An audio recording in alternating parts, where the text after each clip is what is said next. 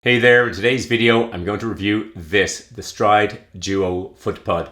First I'm going to give an overview into Stryd, what it is, then I'm going to go through some of the new features in the Stryd Duo, and finally I'm going to see if I can recommend it.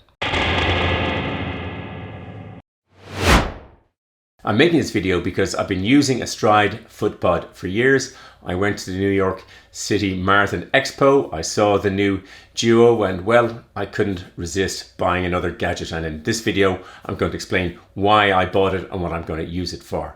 As always, this video might be long, so there are chapter markers down below, so you can skip on through to the bits you might be interested in. Let's get going. The basic concept behind the Stryd Footpod is running power. The little unit itself measures your elevation change as you go up and down, and it also measures the wind and wind resistance. So it knows the wind, it knows the hills, and what it's trying to do is, let's say you go out and you're trying to run at a certain, say 5 minutes 30 per kilometer, and you come to a hill. Well, if you go up at 5:30 per kilometer, you're going to tire more quickly, and likewise if you go down at 5 minutes 30, you're probably going slower than you might need to be, assuming you had a flat, level, windless surface. So it tries to factor those in. It comes up with a running power figure that's constantly on your watch in my case, and you can see the running power so that once you establish your running power for a given race, you can use the same amount of power going up the hill when you'll be slower, and the same amount going down when you'll be faster. So that's essentially the concept behind Stryd Footpod and how it works. The Stryd Footpod is really simple and consists of two pieces. It has a restraining plate that goes in behind the laces of your shoe, and then it has a Stryd Footpod unit that connects into that. Very simply connects in, and then you sync to your Apple Watch. In my case, it'll do Garmin's and various other things, but in my case, I sync to my Apple Watch, and it gives you voice prompts depending on the run you're going on, telling you to speed up or slow down, or when if you're doing training runs and there's a particular set, it'll tell you how long to run for, at what power for how many minutes. It works really simply with the Apple Watch. It syncs to my iPhone and my computer, and I have to say the Stryd interface is really beautiful. It's really beautiful, really simple, and very easy to deep dive into lots of data. I typically use Stryd for training rather than racing. I pay for a Stryd membership plan, more on that later. And lately the training plans have much improved. The coach Steve Palladino has written a lot of them. I use them for the marathon training plans, and lately they took a huge step in improvement in terms of variety and interest, and just generally from my point of view they have substantially improved. And Stryd are continually adding new things. They have a whole load of other random sort of training runs you can do. You can sort of pick one. I picked one the other day, the Jingle Bell Dash, I think it was called. Same as it's Christmas, and I ran that. And so a variety of different ones that are very interesting to do when you're not using the regular training plans. But as I said, I haven't used the Stryd for racing. I haven't raced with power yet particularly. I mean, I have it and I look at it occasionally, but I'm not really racing to it. But that will all change for the Boston Marathon in 2024 when I do plan to use the Stryd as I run along. There are a couple of issues with running with the Stryd that I've noticed. One is the distance is not always accurate straight out of the box. The Stryd, as far as I know from talking to Stryd, they get the distance, it comes in my case from my iPhone GPS, and sometimes that's out. And if you looked at my New York Marathon, what Stryd said I ran is actually shorter than the distance. So I'll put a screenshot of it up.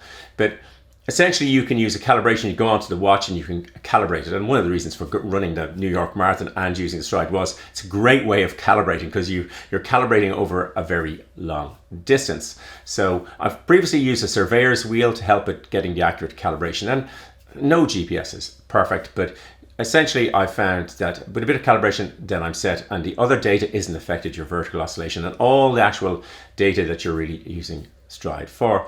The other thing is it's sometimes hard to run to the power figures. I'm not talking about the higher end. That's not so hard. It might be hard to sustain them, but that's not so hard. It's the lower end when it's telling you to run really slowly. It drives my training partner mad because my watches were running along and it's saying slow down. Every 30 seconds the voice says slow down.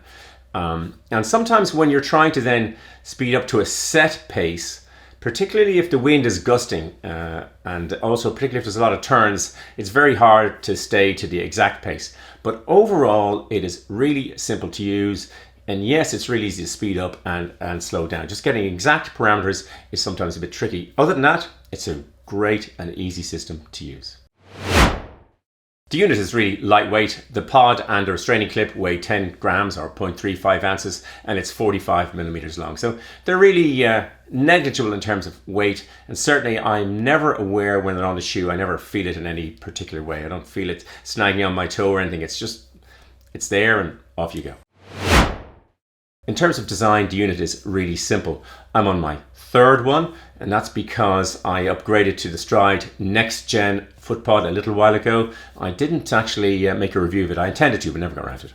And one of the things for me, the great thing about the Stryd Next Generation was it charged with USB-C, something that I'm really interested in. I think the previous one was Micro USB, which is much more fiddly and ends up with me carrying a load of charges. It has a simple little base unit that you clip into to charge it. It promised more accuracy. The unit clipped to the laces easily enough so that there was a plastic piece or a rubber piece so it didn't slide. Really good. So all the improvements to USB, it had more accuracy and I think a few more metrics. I've never actually lost a Stryd Footpod. Early on, I've run 11 marathons and been training it for years. So, and I wear it all the time.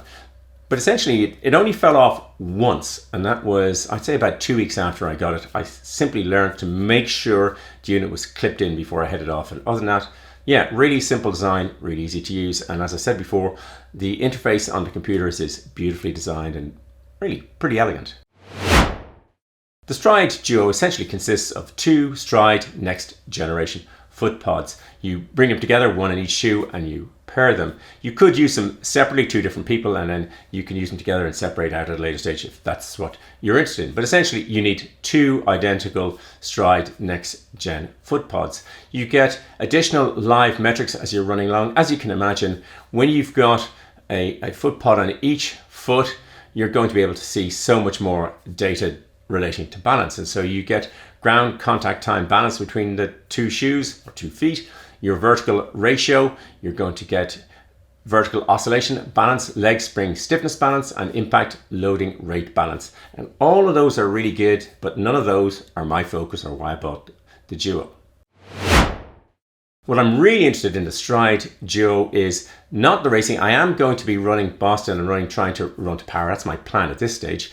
And that is interesting because it's mainly because it's largely downhill and then some uphills. And I do want to run with power. That's really where most of my marathons have been flattened. This one is really probably very well suited, but I don't need the Duo for that. I'm also going to be using the Stryd training plan that kicks off in a couple of days, basically the day after Christmas Day. And I'm going to do that. I'm going to use the race plan. But again, I don't need a Duo for all of those. I talked about the elegance of the interface earlier, and now there is a new analysis window called Stryd Footpath, and that's really why I bought the Duo. The Stryd Footpath is really interesting.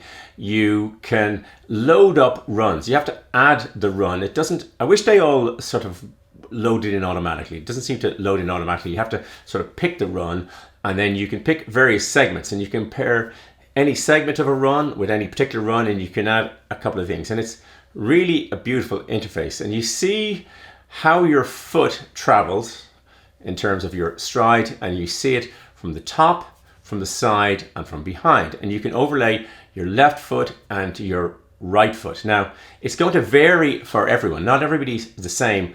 Mine is fairly symmetrical left to right, but different people have different ones. And it's going to vary depending on the pace and the terrain and the conditions. And that's really where the benefit is for me, which we'll come to. But essentially, you can turn on the left side, you can turn on the right side, and compare your left and right balance.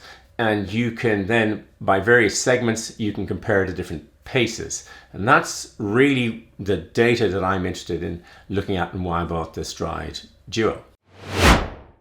Stryd mentioned 5 of the different parameters that this is useful for, one of which is extremely interesting for me, which we'll get to last. First one is injury. Coming back from injury, you can kind of see how your stride is changing in your left foot and your right foot. And it could be that you had an injury in your left or your right, and you can compare the two and how it's improving. As you fatigue during a race, because you can pick whatever segment, the beginning, the middle, the end, or whatever you want in between, you can see how your stride is changing as you get tired. you can see how different drills may affect your footpath, and you can see the performance. So I'll show a shot here where I'm going slowly on my Jingle Bell run, and you'll see then compared to when I'm going quicker, you'll see much higher movement in my foot. And again, you can compare left to right. And the one that I'm really interested in is you can compare different footwear. You can compare a carbon fiber plate shoe to a non-carbon fiber plate shoe and all various things. Now, obviously it's hard to test because you want to make sure that you're comparing like, and that will be a challenge that will come on in a couple of shoe reviews that I'm hoping to do in the new year. But essentially, looking at my footpath in relation to different shoes is the reason I bought the Stryd Duo. This is the home screen of my Stryd, and it shows various power parameters and runs, etc. This is clicking on to the training plans that I've set up. You can see previous runs. I'm just scrolling through the calendar, but you can see on December 25th, I'm not running, but I'm starting on the 26th, and there's various drills and so on and so forth. But the piece I'm most interested in here is the piece with the shoes. So I'm now clicked on, and it says add run to start visualizing, but I can turn on a reference image, and the reference image is now, which will show you the patterns that it's showing. I'll add a run. I'll click on December 10th when I ran the Jingle Bell Dash. So that is now added, and you will start to see it appear. And this is the overall run. This is the sort of reference data, and this is the pattern. My left path and my right path can be shown independently. The right path is blue, the left path is orange, and you can show them in different segments. But first of all, there's a side view, then there is a top view, there is a back view. And again, you can look down at the reference image to see what's going on. My back view is somewhat symmetrical. Everybody is different, and everybody has a very different footpath. But if I look at the side, just by way of example, because it's probably the clearest, this is the overall, but if I pick the segment at the start, I just highlighted the small segment, you'll see that my back stride is very low because I'm just essentially going at very slow paces. But if I go at a very faster pace, you'll suddenly see the differences. And I could actually lay one of those pieces over on top of the other to see the difference. I could also, when I was returning from injury, could see that. I can check again between the left and the right, or different segments and different paces. And what I'm planning to do is use this for testing running shoes, where I will run a very set distance in a straight line on the same day, and one shoe after the other shoe, and do those one at a sort of controlled pace and then one all out, and see if I can see the various differences. There are other things you can look at, which is quite easy to do. So if I look at the top view and then I mirror, I can have one piece laid on the other, and again, that would be different at different speeds. These are at slower speeds. So yeah, there's an awful lot that you can learn in the Stryd interface on the footpath visualization in Stryd Duo. The costs are complicated depending on whether you buy a single footpod plus membership, or the Duo plus membership. So I'm going to give them in that particular order. So in the US, it's $249 for a single footpod, or $149 if you get the single footpod plus the membership, $299 if you get both, and you also get the membership. And I think you've got to take either your 6 months or a year-long membership at $9.99 per calendar month. And that's what I do. I have the membership and I have the Duo. In the EU, it's $269 for the footpod plus the membership, and then $339 if you get both. And in the UK, it's £219 for one, £139 for one plus the membership, and $279 plus $8.99 per calendar month sterling if you get both. And in Australia, it's $379 or $249 for one if you got the membership, and $4.99 if you've got two. That's $499 to be clear, and $14 Australian dollars and 99 cents per calendar month. And so it's quite a bit of additional money for the Duo, but for me, it's certainly worth it for the other bits of data I can mine. Should you buy the Stryd Footpod Duo? Well, I find that the Stryd without the membership plan is not as, it's more limited than I would like. I really like the training plans that come with Stryd, but if you were using Training Peaks or something else, I can understand that getting the Stryd on its own could be very valuable. For me, I like the Stryd and the training plans and the membership. That is really, really useful for me. And for me, the Stryd Duo, yes, if you really want to closely look at the data, it's going to take analysis, a lot of analysis, and I'm not an expert in it at this stage. I'm just starting to come to grips with it. But yeah, I'm really looking forward to seeing what I can find out in various different shoe comparisons that, hope to release in a new year. I hope you enjoyed the video and found it useful. If you did, it would be great if you hit the like button. As always, there'll be lots of stuff in the description below, and I'll happily answer any questions you put into the comments. There'll be a big blue subscribe button popping up there, and some red videos there. Thanks for watching. Until the next video, just keep running along.